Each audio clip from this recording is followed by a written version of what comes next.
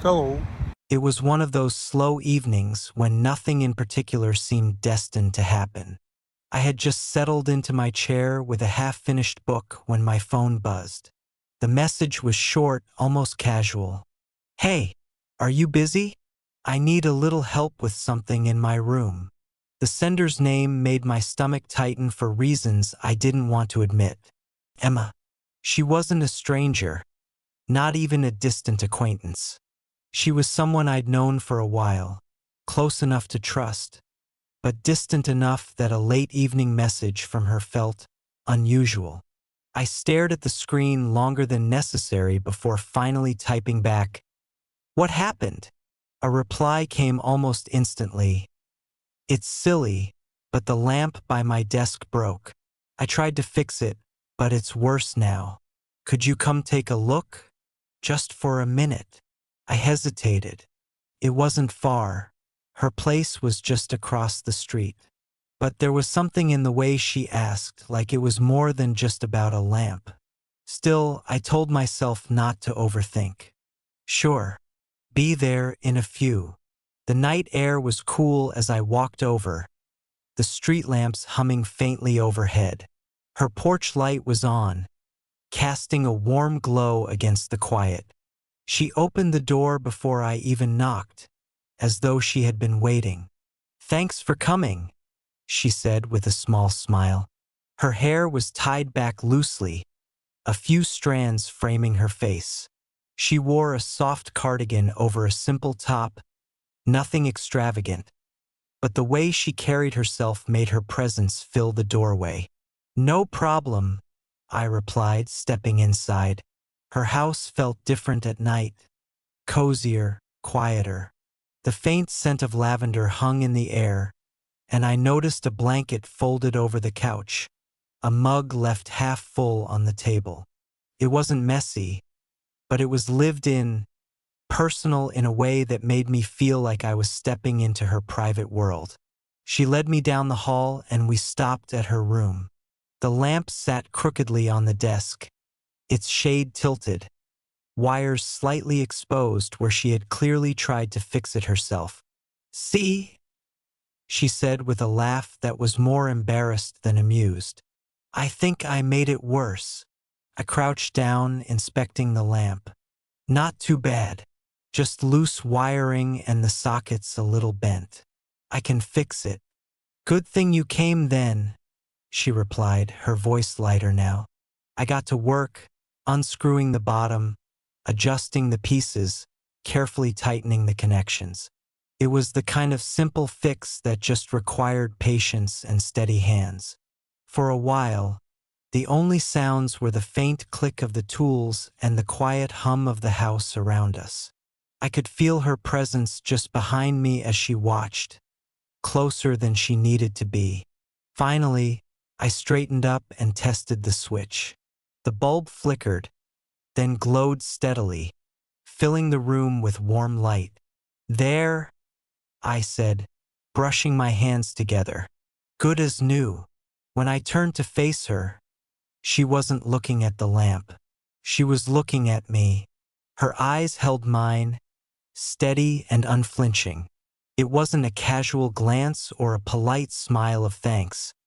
It was something heavier, deeper. A silence stretched between us, thick enough to make my pulse quicken. I opened my mouth to say something, but nothing came out. And in that charged quiet, I realized fixing the lamp hadn't been the only reason she had asked me to come over. The lamp glowed softly, casting a warm pool of light over her desk. It should have been the end of it. A quick favor, a polite thank you, and then I'd head back across the street to my quiet, uneventful evening. But she didn't move. Neither did I. Emma stood close, her arms folded loosely, her head tilted just slightly as she watched me. The silence pressed in around us, heavier than before, until the air in the room felt charged, expectant. "You're good with your hands," she said finally, her voice low, almost thoughtful. I laughed quietly, trying to ease the tension. "It wasn't much. just a loose wire. Still, she said, taking a slow step toward the chair by the desk. She sat down, her knees almost brushing mine. Not everyone would have come over this late to help. Most people would have just told me to buy a new lamp. Her eyes lingered on me in a way that made my skin feel too warm. I shrugged, trying to focus on the tools in my hand. Well, I guess I'm not most people. She smiled faintly, and for a moment the silence returned. This time it didn't feel awkward. It felt deliberate, like neither of us wanted to break it. Then she leaned forward, resting her elbows on her knees. Can I ask you something? Sure. Why did you come? The question caught me off guard. You asked me to, I said, but even as I said it, I knew that wasn't what she meant. Her gaze was steady, searching. No, you could have said no, but you didn't. I didn't answer right away. Maybe because the truth was too simple. I wanted to be there. I had wanted it from the moment I saw her name light up on my phone. She didn't push. Instead, she let the question hang between us, like a thread neither of us was willing to cut. Her room felt smaller now, the glow of the lamp making the shadows deeper, the corners darker. It was as if the rest of the world had faded away, leaving just the two of us in that space. Emma leaned back, her fingers tapping lightly on the arm of the chair. It gets quiet here sometimes, she said softly. Too quiet. I nodded slowly. Yeah, I know what that's like. Her lips curved into a faint, almost sad smile. That's why I like when you're around. Feels different. Her words landed heavy, deeper than I expected. She wasn't just making conversation. She was letting me see something she usually kept hidden. I shifted slightly, and when I did, my hand brushed against hers where it rested on the chair. The contact was small, accidental, or maybe it wasn't.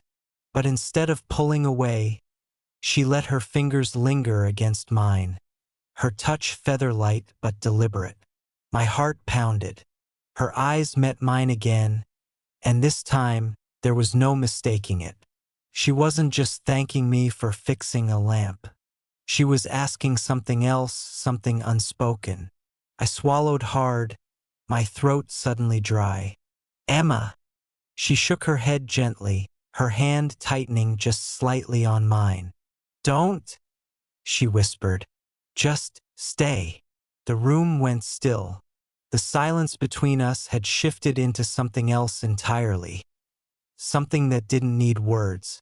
And for the first time that night, I knew I wasn't going anywhere. The warmth of her hand against mine lingered longer than I expected. It wasn't forceful, it wasn't rushed.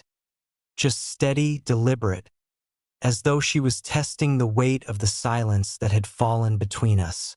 I should have pulled back. I should have said something to lighten the mood, to remind both of us of the lines we weren't supposed to cross.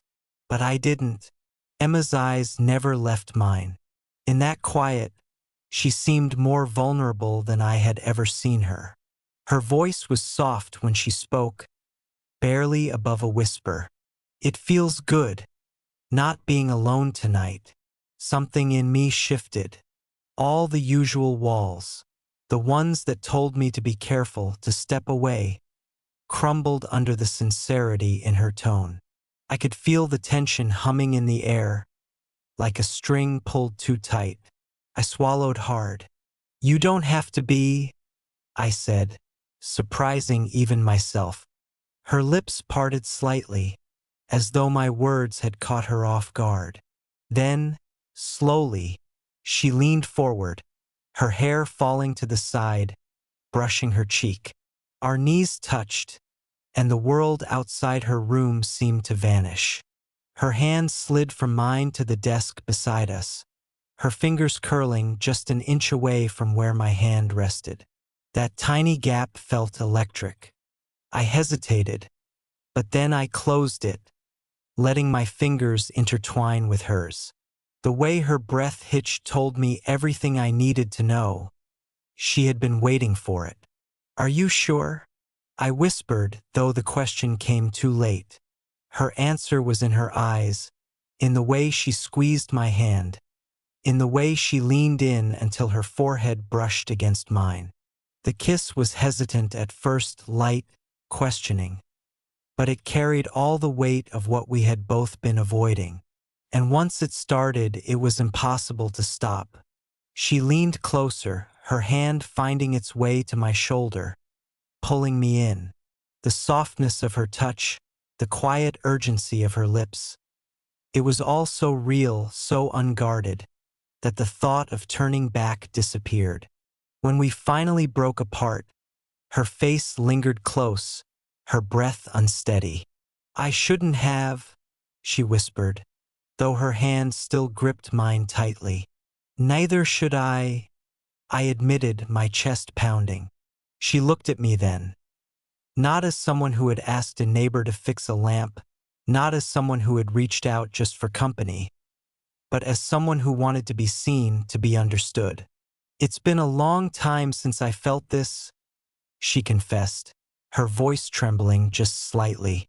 "Too long." The books on her desk, the lamp I had just repaired, all of it faded into the background. The room wasn't about broken wires or late-night favors anymore. It was about us, about the unspoken thing that had been waiting just beneath the surface. I knew in that moment there was no undoing it. Whatever lines we had crossed, they were gone. And I didn't want to go back. The first thing I noticed was the light. It was softer than the harsh glow of the lamp I'd fixed the night before, warmer than the shadows that had filled her room. Morning sunlight spilled through the curtains, casting faint golden lines across the floor. For a moment, I stayed still, staring at the familiar yet unfamiliar space around me, trying to separate memory from reality. Emma's room was quiet, save for the muffled hum of a kettle somewhere in the house. The books on her desk still lay scattered, one pushed halfway off the edge. The lamp glowed faintly in the corner, as if reminding me how this had all begun. I sat up slowly, the events of the night flooding back with each breath I took, her hand on mine, the way she whispered into the silence, the moment everything had changed. My chest tightened at the thought of it, at the weight of what we had stepped into. The door creaked open softly, and she appeared holding 2 mugs of tea. She wore a robe loosely tied around her waist, her hair a little untamed but her expression calm, though not without caution. She set the mugs on the desk before sitting down beside me. "Morning," she said quietly, her voice carrying a kind of softness I hadn't heard before. "Morning," I replied, my throat dry. She wrapped her hands around her mug, staring at the rising steam as though searching for words there. Finally, she looked up, her eyes meeting mine. "About last night." The way she said it made my chest tighten. I braced myself, waiting. She exhaled, her lips pressing together before she continued. "No one can ever know. Not about this. Not about us." The words hit me harder than I expected, though I had known they were coming. I nodded slowly, unable to find anything else to say. She reached out then, placing her hand gently on mine. "I don't regret it," she whispered, "but it has to stay between us." Her eyes searched mine, waiting for a promise. And though part of me wanted to push back, to ask her what this meant, I found myself simply nodding. "It will." Relief flickered across her face, though it was tinged with something bittersweet. She leaned back, sipping her tea, and for a while we sat in silence. It wasn't the same silence as the night before.